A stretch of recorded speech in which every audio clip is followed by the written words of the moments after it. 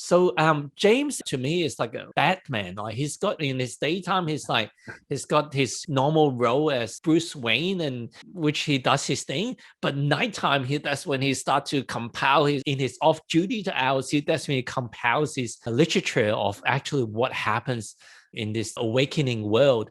So James, when did you actually started your awakening journey, and how did it start? Well, my awakening journey actually started, I'd say 10, 12 years ago.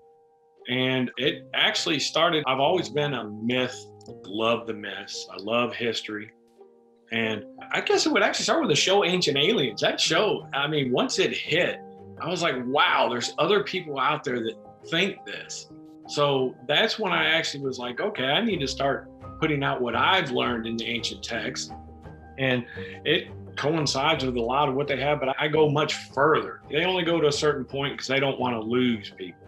I just want to put it out there. I care. I don't care if you believe it or not. It's what I've actually read in the text. So here it is. Yeah, wow. And in terms of a personal remembrance, like obviously you into a lot of the myth and the aliens and stuff like that's interesting. But from reading quite a few of your articles that you've shared, there are certain things that it doesn't say on those articles, but that to me, there's something that's happened in your life that validated a lot of the things that you are reading, you're sensing there's more to life than this materialistic reality, than this 3D reality. So what are some of those things that you've experienced that from an experiential level, you know there's more to life than what's been taught in school or from society? Well, we have a deep connection with the subconscious that we've lost. And Carl Jung, he called it synchronicity. You have things that happen in your life that tells you that, hey, this is it. You follow this path, but you have to be looking for them. If you're not looking for them, it's just something that happens as coincidence. And if you look at the word coincidence, it's two incidences happening to create one.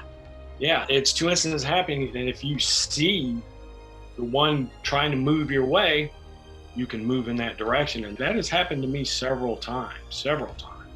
And as far as I'll get things that'll say, just like watching Ancient Aliens, I've always questioned, oh, am I crazy? Am I this stuff that I'm reading, am I right? Because Eric Von Daniken, I read his books and I was like, this is great, he's onto something, but he's one person.